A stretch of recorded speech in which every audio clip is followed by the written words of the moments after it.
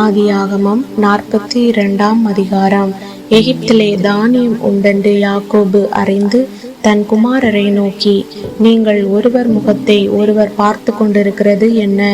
எகிப்திலே தானியம் உண்டென்று கேள்விப்படுகிறேன். நாம் சாகாமல் உயிரோடு இருக்கும்படி நீங்கள் அவ்விடத்துக்கு போய் நமக்காக தானியம் கொள்ளுங்கள் என்றான். யோசேப்பின் சகோதரர் 10 பேர் தானியம் கொள்ள எகிப்துக்கு போனார்கள். யோசேப்பின் தம்பியாகிய பென்யமீனுக்கு ஏதோ மோசம் வரும் என்று சொல்லி யாக்கோபு அவனை அவன் சகோதரரோடே அனுப்பவில்லை. கானான் தேசத்திலே பஞ்சம் உண்டாயிருந்தபடியால் தானியம் கொள்ள போகிறவர்களுடனே கூட இஸ்ரவேலின் குமாரரும் போனார்கள். யோசேப்பு அத்தேசத்துக்கு அதிபதியாயிருந்து தேசத்தின் ஜனங்கள் யாவருக்கும் விற்றான். யோசேப்பின் சகோதரர் வந்து முகங்குப்புற தரையிலே விழுந்து அவனை வணங்கினார்கள். யோசேப்பு அவர்களை பார்த்து தன் சகோதரர் என்று அறிந்து கொண்டான். அறிந்தும் அறியாதவன் போல கடினமாய் அவர்களோட பேசி, நீங்கள் எங்கே இருந்து வந்தீர்கள் என்று கேட்டான். அதற்கு அவர்கள், கானான் தேசத்திலிருந்து தானியம் கொள்ள வந்தோம் என்றார்கள். யோசேப்பு அவர்களை தன் சகோதரர் என்று அறிந்தும் அவர்கள் அவனை அறியவில்லை. யோசேப்பு அவர்களை குறித்து தான் கண்ட சொப்பனங்களை நினைத்து அவர்களை நோக்கி, நீங்கள் வேவுகாரர், தேசம் எங்கே திறந்து கிடக்கிறது என்று பார்க்க வந்தீர்கள் என்றான். அதற்கு அவர்கள், அப்படியல்ல ஆண்டவனே, உமது அடியாராகிய நாங்கள் தானியம் கொள்ள வந்தோம். நாங்கள் எல்லாரும் ஒரு தகப்பனுடைய பிள்ளைகள்.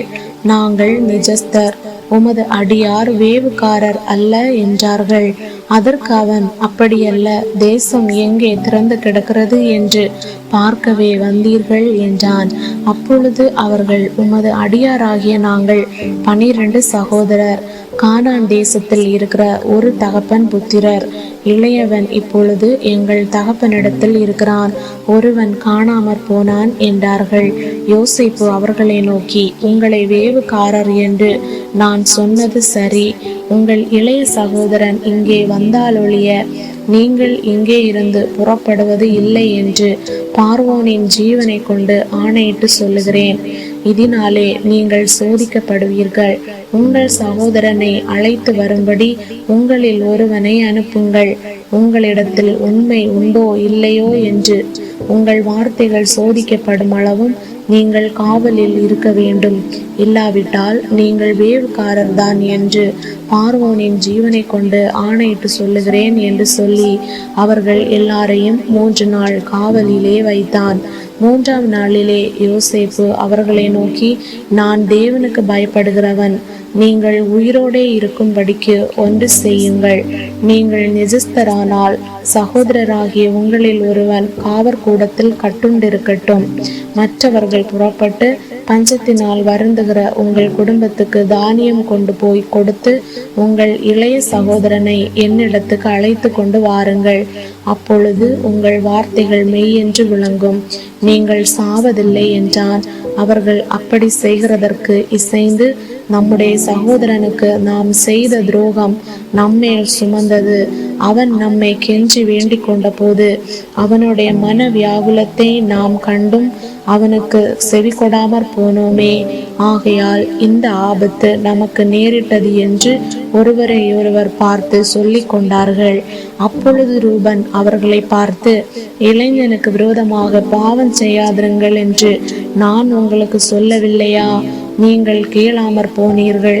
இப்பொழுது இதோ அவன் இரத்த பழி நம்மிடத்தில் வாங்கப்படுகிறது என்றான். யோசேப்பு துபாசியை கொண்டு அவர்களிடத்தில் பேசினபடியால் தாங்கள் சொன்னது அவனுக்கு தெரியும் என்று அறியாதிருந்தார்கள்.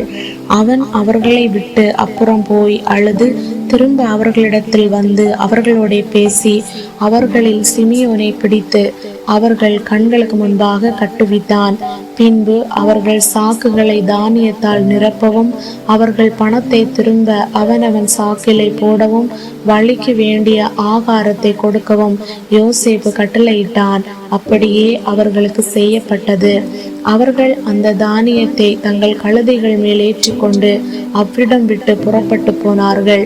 தங்குகிற இடத்திலே அவர்களில் ஒருவன் தன் கழுதைக்கு தீவனம் போட தன் சாக்கை திறந்தபோது சாக்கின் வாயிலே தன் பணம் இருக்கிறதை கண்டு தன் சகோதரரை பார்த்து, என் பணம் திரும்ப வந்திருக்கிறது, இதோ அது என் சாக்கிலே இருக்கிறது என்றான்.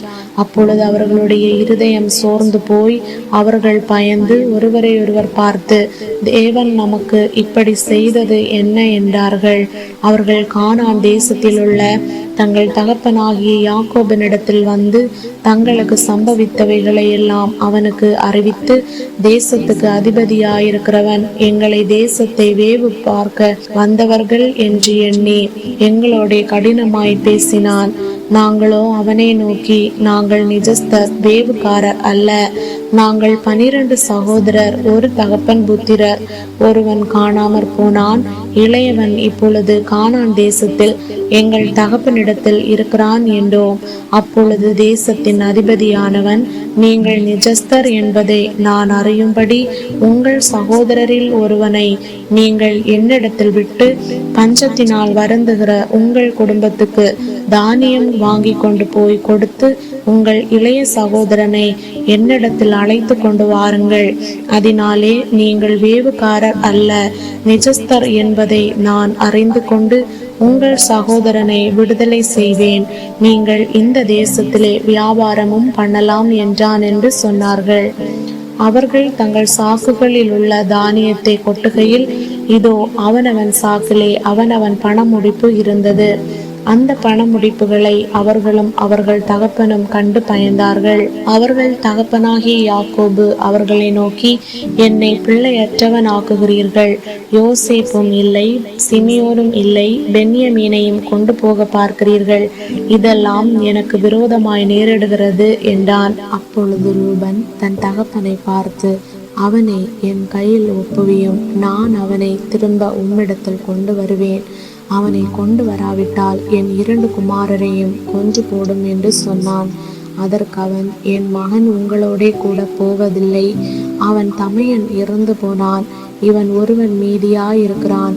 நீங்கள் போகும் வழியில் இவனுக்கு மோசம் நேரிட்டால் நீங்கள் என் நரை மயிரை சஞ்சலத்தோடே பாதாளத்தில் இறங்க பண்ணுவீர்கள் என்றான்.